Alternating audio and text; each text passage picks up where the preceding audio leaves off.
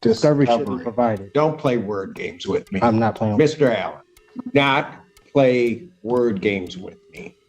You're playing with the wrong judge. I'm not trying. I'm giving you your warning. I would like to first have a jurisdiction hearing. So what we will do is you will put all of your jurisdictional arguments in writing because you're wrong. So we might as well get it in writing that you're wrong. This courtroom hearing quickly becomes very intense as a man who believes he doesn't have to follow normal laws starts challenging the judge. From the start, you can see he's trying to test the judge's patience and push the limits of the courtroom rules. However, situations like this rarely end well for the person causing the disruption, and this case is no different. For those who may not know, people who follow the sovereign citizen belief often claim they can choose which laws apply to them. They argue that they are somehow outside the authority of the legal system. In reality, courts do not recognize these claims, and judges deal with arguments like this quite regularly. As the hearing continues, the conversation between the man and the judge becomes more and more tense. The back and forth is surprising at times and definitely keeps the courtroom on edge. It's one of those moments where you can't help but keep watching to see what will happen next. This entire exchange is both dramatic and fascinating to watch. You'll probably want to stay with it until the end to see how the judge responds and how the situation unfolds. Let me know what you think about this hearing and how it was handled. If you enjoy watching and discussing courtroom moments like this, feel free to show your support and stay connected for more content like it. Now let's jump in and take a closer look at how this hearing plays out.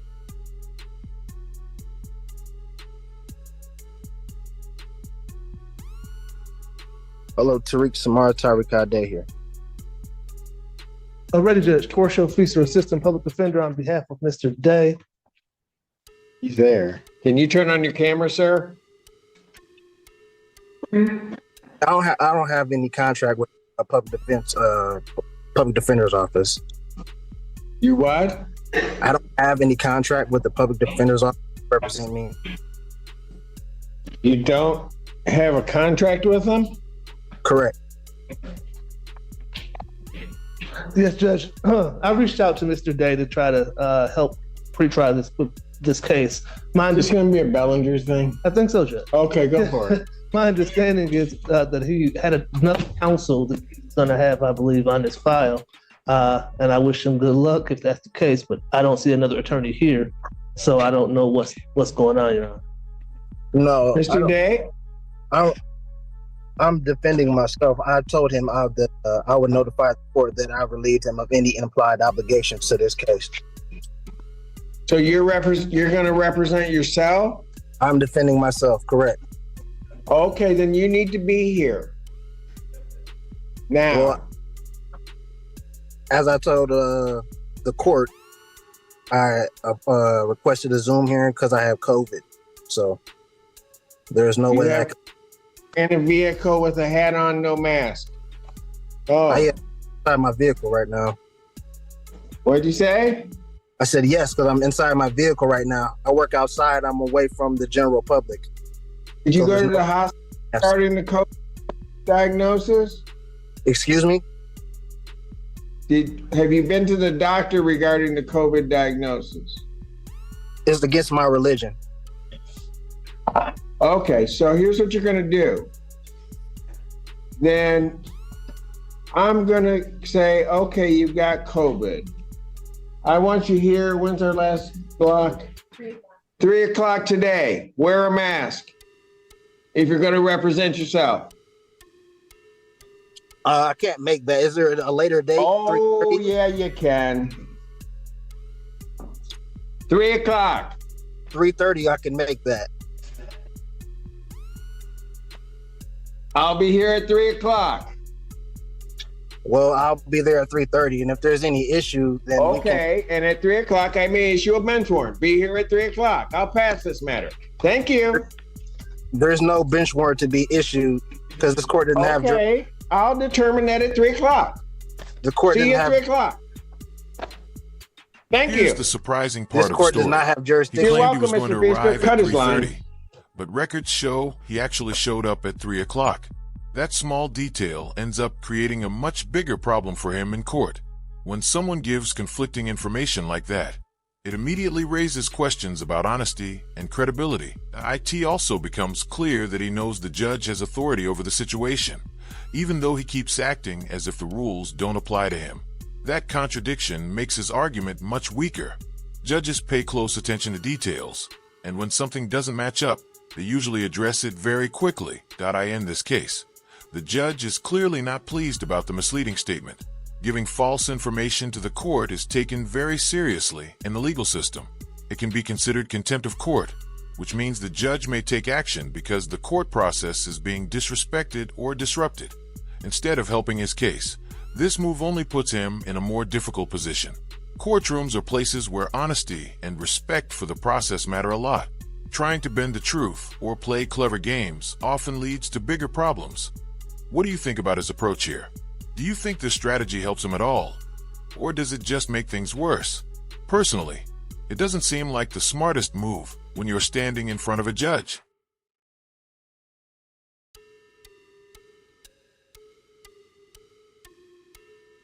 Sir, you indicated that you wish to represent yourself on this matter. Yes.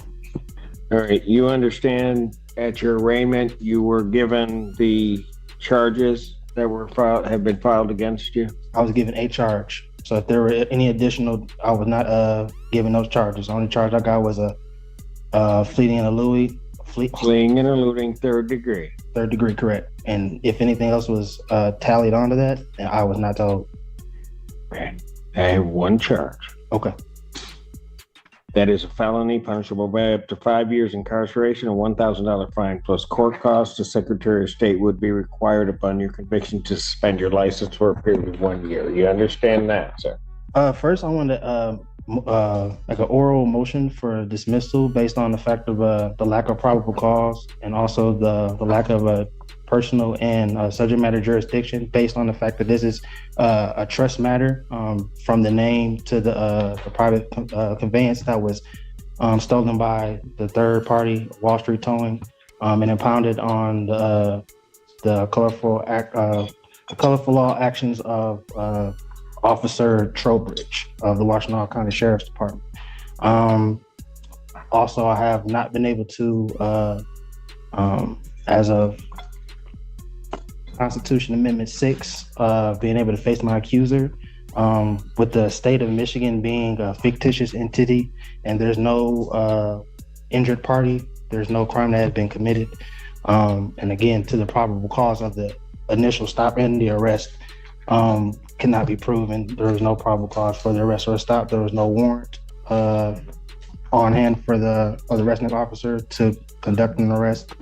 And even more so, again, it's honestly hard to follow the reasoning behind this man's actions. First, he gives the judge misleading information, and then he walks into the courtroom and immediately starts arguing that the court has no authority over him. He insists the case should be dismissed because, according to him, there is no injured party involved. Listening to this argument leaves many people wondering what strategy he believes he is using. The reality is much simpler. When someone appears in a courtroom for a legal matter, the court clearly has the authority to hear the case. That's how the legal system works. Claiming the court has no power in that moment doesn't change the situation or the legal process that is already underway. There's also confusion in his claim about needing an injured person for the case to continue.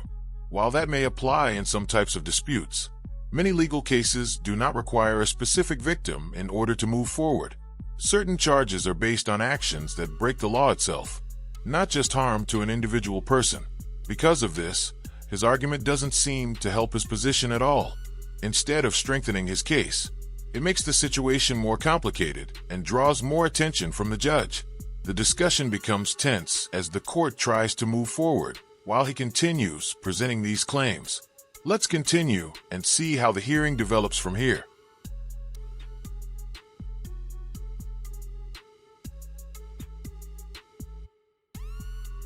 Finish.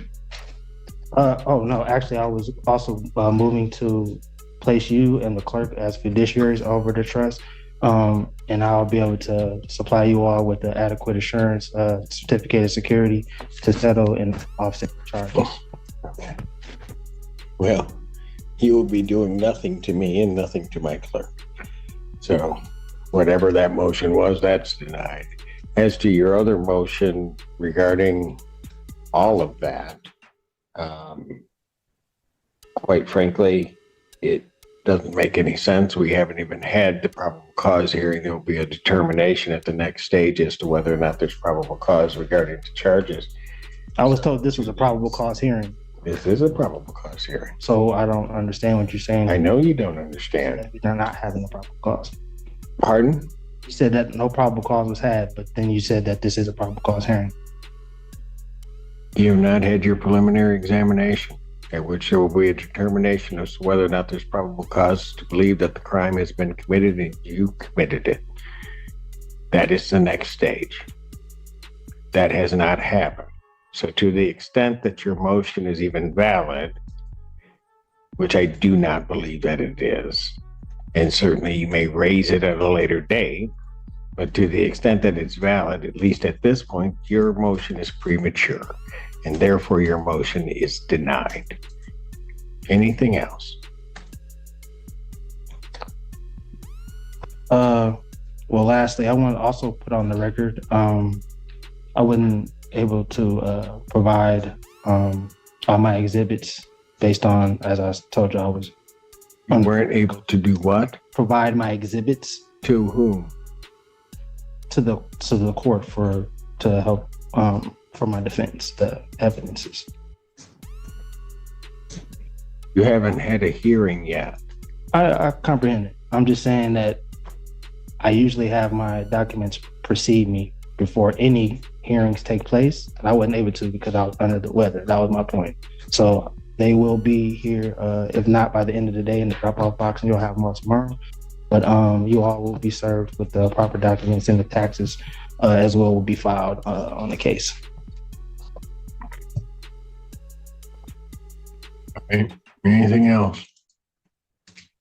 No, not at this time. All right. So how would you like to proceed At next? this point in the Thomas? hearing, you almost start to feel a entering little a plea sorry for the demurrer. man. The judge is clearly Okay, you've losing already patience, done that. and it's obvious that Judge Simpson has dealt with arguments like this many times before. When someone walks into court claiming the laws don't apply to them, it usually doesn't go very far, and the judge seems ready to move the case forward without entertaining those claims any longer. The man, however, continues acting as if he's in some kind of early discussion where he can challenge the entire process. In reality, he appears to be far out of his depth. Many of the points he raises don't match how the legal system actually works, and it becomes clear that he may not fully understand the situation he's in at one point. He even starts asking for certain types of evidence, as if that will immediately change the direction of the hearing. But the judge already understands the legal procedure and what needs to happen next. Watching the exchange unfold can feel a bit uncomfortable because the gap between the man's expectations and the courtroom reality is so large. IT also raises an important question. Why not bring a lawyer to help explain things properly? In many places, legal aid services are available for people who cannot afford representation. Having professional guidance could make a huge difference in a situation like this. What do you think about the approach he's taking? Do you believe his strategy is helping him in any way? Or is it only making the situation more difficult? Let's continue watching and see how the rest of the hearing develops.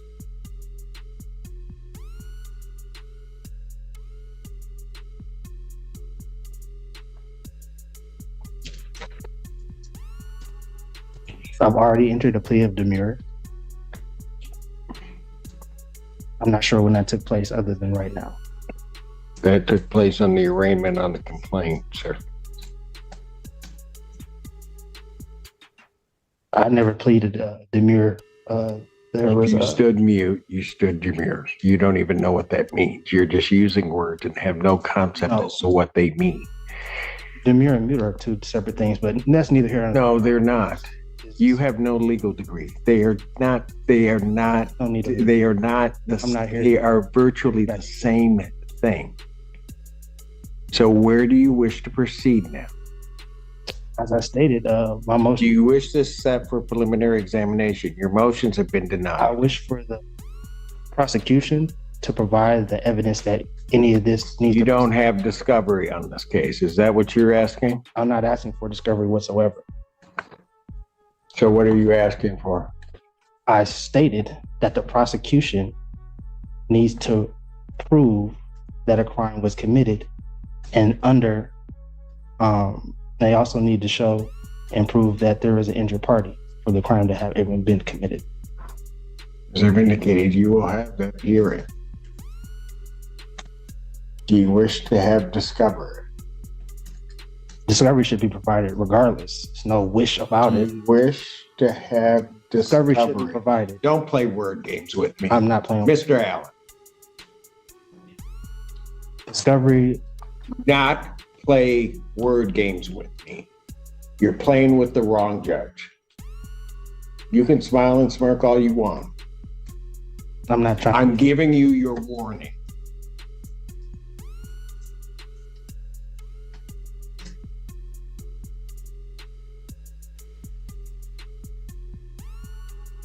I will ask you again. Do you wish to have discovery provided to you? Yes. Sir, did you wish to then have another PCC, or did you wish to proceed immediately to preliminary examination? I would like to first have a jurisdiction hearing, What kind of jurisdiction here? personal and subject matter. Okay, At this point, you start go ahead and wondering what raise his it, real 'cause I can plan deal is. with it right now. Is he What's intentionally the acting personal confused? jurisdiction? Or does he truly believe these arguments will work in court? Now he's asking for something called a jurisdiction hearing, which raises even more questions about his understanding of the legal process. A jurisdiction hearing is when someone challenges whether a court actually has the authority to handle a case.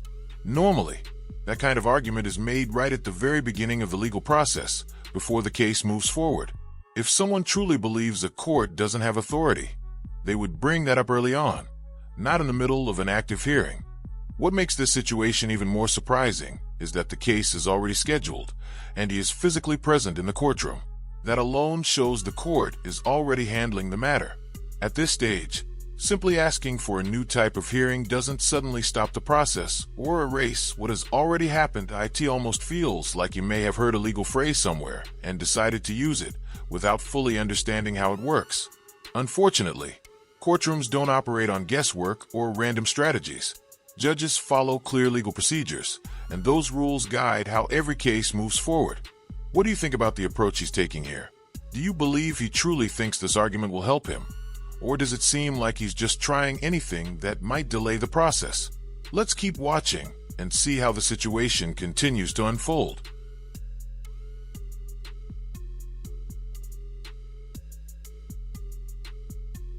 This court, as well as the state, lacks personal jurisdiction. I'm simply here under threat and duress of coercion of you, saying that you would hope put out a bench warrant for my arrest. The subject matter, in regards to the name as well as the vessel that was used, is again under. It was conveyed and is held and protected within the trust. And according to Article 1, Section 10, Clause 2 of the United States Constitution, there could be no legislative laws that could intercede or to interrupt the functioning of a contract, which the trust is and is properly properly functioning at this time. So with that. All right, so here's what we'll do, because you're rambling again. So what we will do is you will put all of your jurisdictional arguments in writing, because you're wrong. So we might as well get it in writing that you're wrong, because I have subject matter jurisdiction over you and I have personal jurisdiction over you under the Constitution of the United States and the Constitution of the State of Michigan. So if you want to put your objections to jurisdiction in writing, you may do so, and then I will address those in due course. Awesome. So that would be the next step, and I can get those in today. No, that is not the next step. Either you're going to have another PCC. If you want me to set it for a hearing, I'll set it for a hearing. Yeah, for the jurisdiction. But I have nothing to set a hearing on. You have not filed anything regarding jurisdiction. Okay, so for right now, as of this moment, PCC is fine, and then I will file the proper documents for the jurisdictional hearing. Gotcha. I'll adjourn the probable cause conference in this case. April 25th, 2024 at 3 p.m. Is it possible to get another week for person to provide to accumulate my documents for my defense? Is there what? Is it possible to have that extended out another week so that I can provide my? I'm going to set it 25th. I mean, I was on the call. I've heard you give multiple counsels extended times. So what is the bias? I have no bias against you, sir. Well, I'm simply asking for I'm a reasonable setting the date So of 2 weeks out. You can have your motion together, file your motion. I will be able to address your motion at that time so that we can get this headed to a PC, to a preliminary examination.